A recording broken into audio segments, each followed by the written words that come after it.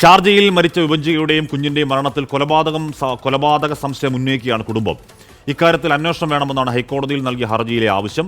മൃതദേഹം നാട്ടിലെത്തിക്കാൻ ഇടപെടൽ വേണമെന്നും ഹർജിയിൽ പറയുന്നു. വിഷ്ണു സുരേഷാണ് വാർത്തയുടെ വിവരങ്ങളുമായി ചേരുന്നത്. വിഷ്ണു, ഈ ഒന്നാമത്തെ കാര്യം, ഒരു കേന്ദ്ര ഇടപെടൽ ആവശ്യപ്പെട്ട് ഹൈക്കോടതിയൊക്കെ സമീപിക്കേണ്ടി വരിക എന്ന് പറയുന്നത് സങ്കടകരമാണ്, കഷ്ടമാണ്.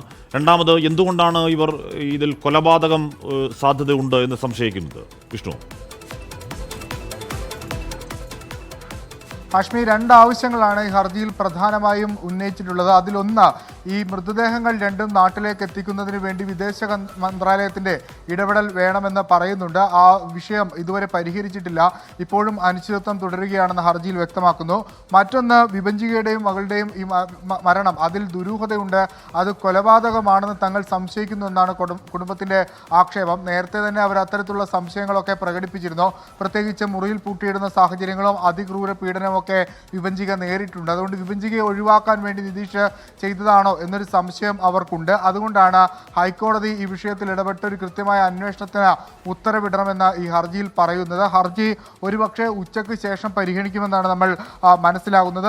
ഈ കുടുംബത്തിന്റെ ഏറ്റവും നിർണായകമായ ഒരു നീക്കം കൂടിയായി ഇതിനെ കണക്കാക്കണം. കാരണം നേരത്തെ പോലീസ് കേസെടുത്തിരുന്നെങ്കിൽ പോലും അതിൽ ചില വകുപ്പുകളുമായി ബന്ധപ്പെട്ടൊക്കെ ചില ആശങ്കകളൊക്കെ ഉണ്ടായിരുന്നു. എന്നാൽ അതെല്ലാം മറികടന്നുകൊണ്ട് ഹൈക്കോടതി ഈ വിഷയത്തിൽ ഇടപെടണമെന്നാണ് കുടുംബം ആവശ്യപ്പെട്ടിരിക്കുന്നത്. ഒരു പക്ഷേ ഹൈക്കോടതിയുടെ മേൽനോട്ടത്തിൽ അന്വേഷണം വേണം എന്ന തരത്തിലേക്ക് ഒരു നിലപാടിലേക്കാണ് കുടുംബം പോകുന്നത്. കാരണം അത്രയേറെ ക്രൂര പീഡനം വിഭജിക സഹിച്ചിട്ടുണ്ട്. അതുമായി ബന്ധപ്പെട്ടുള്ള തെളിവുകൾ, ഫോട്ടോഗ്രാഫ്സ് അടക്കം ഹാജരാക്കിക്കൊണ്ടാണ് ഈ ഹർജി ഹൈക്കോടതിയിൽ ഷീല എന്ന വിഭജികയുടെ അമ്മയുടെ സഹോദരി നൽകിയിരിക്കുന്നത്. അതിൽ റെസ്പോണ്ടൻസായി വെച്ചിരിക്കുന്നത് ഇന്ത്യൻ എംബസിയെയും അതോടൊപ്പം കേന്ദ്ര സർക്കാരിനെയും ഒക്കെയാണ്. അതിലൊരു മറുപടി ഈ വിഷയവുമായി ബന്ധപ്പെട്ട് അടിയന്തരമായി വേണം. ഒപ്പം അവർ ഉന്നയിക്കുന്ന ഒരു പ്രധാനപ്പെട്ട ആരോപണം, ഈ എംബസിയിൽ നിന്ന് കാര്യമായ മറുപടികളൊന്നും, അല്ലെങ്കിൽ വിദേശകാര്യ UAE യിൽ നിന്ന് അധികാരികളിൽ നിന്ന് കാര്യമായ വിവരങ്ങളൊന്നും തങ്ങൾ ചോദിക്കുമ്പോൾ ലഭ്യമാവുന്നില്ല എന്നാണ്.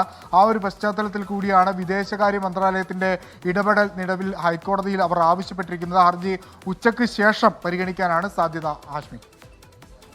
ഓക്കെ, വിഷ്ണു സുരേഷാണ് വാർത്തയുടെ വിവരങ്ങൾ നൽകിയത്.